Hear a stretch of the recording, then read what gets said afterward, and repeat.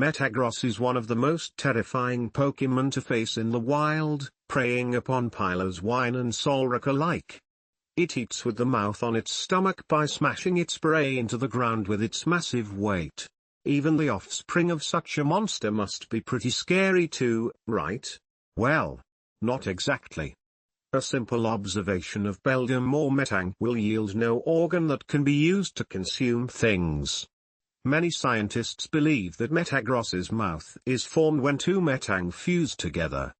If this is the case, then, how do Beldum and Metang even exist? It appears that Beldum and Metang are massive energy storage units. At birth, Beldum contain a massive amount of energy, 99% of which is saved to be used toward evolution.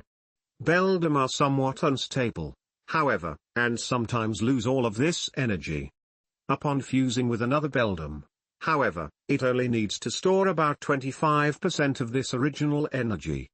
It also gains tiny holes in its metal that allow it to take in oxygen, water, and particulate matter in the air. Metang begins to grow larger at this stage in preparation for fusion with another Metang. Upon fusion, Metagross keeps these tiny pores but uses them only for oxygen. Its newly formed mouth and surprisingly complex digestive system take care of the rest. Metagross's evolution line is truly marvelous. Metagross's intelligence has been equated to that of a supercomputer, and certainly, if the complexity of its genome offers any indication, this is not difficult to imagine. Metagross's success can largely be linked to its extremely complex life cycle, which involves some form of double gamete fusion. The following model was developed to explain the phenomenon. Metagross reproduction, poorly understood though it is, produces haploid spores that develop into fully functional Beldum. These gametic organisms can live quite happily in the wild, though with limited capabilities, and of the four that are produced in the meiotic reproduction, there are four types: alpha, beta, gamma, and delta. Alpha and beta Beldum fuse to form alpha-beta Metang, while gamma and delta fuse to form gamma-delta Metang. This has no bearing on their morphology, but affects the eventual Metagross. An alpha-beta Metang can only fuse with a gamma-delta Metang that is not from the same original parent Metagross. Once these Metang fuse, the body is divided up by brain, such that the alpha brain coordinates perception and knowledge retention, the beta brain coordinates logic and mathematical computation, the gamma brain coordinates intuition and deduction, and the delta brain coordinates all other bodily functions.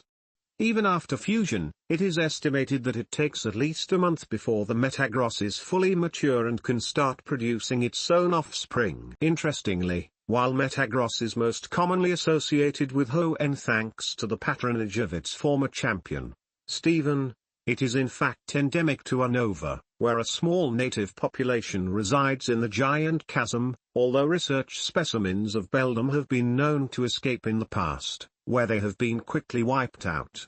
Unfortunately, while Metagross is a formidable organism indeed, its development is so long and time-consuming that it is quite unsuitable for any region other than the one that it developed in, where it has no natural competition bar Piloswine, and Delibird, Solrock, and Lunatone provide an ample prey source.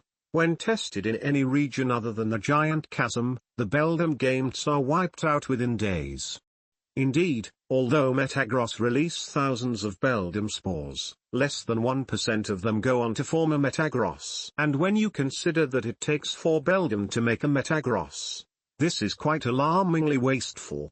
It is also notable that the Giant Chasm is one of the few places in the world containing wild Ditto, which is intriguing considering that Metagross can only breed in captivity when Ditto are present. Could it be that the Ditto are necessary for Metagross reproduction, and why is this the case? The research, as ever, is ongoing. Through vigorous research, we have identified that 2 Beldum form a Metang, but the scientific knowledge of how this happens is still unknown. I ponder the question of why is it that there only needs to be 2 Beldum to form a Metang? If 3 Beldum fused to create a Metang, would it be stronger than a 2 Beldum Metang? I researched and experimented endlessly to discover the answers to my question, and I believe I have come to a sound explanation. All beldam possess an electrical charge. This charge is the same for all beldam.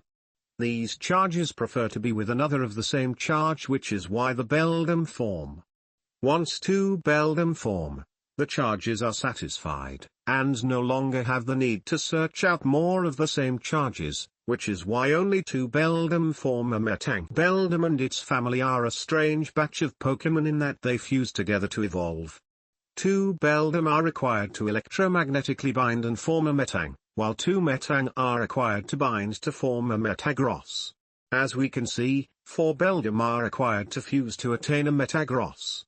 This raises a few questions in my mind, though.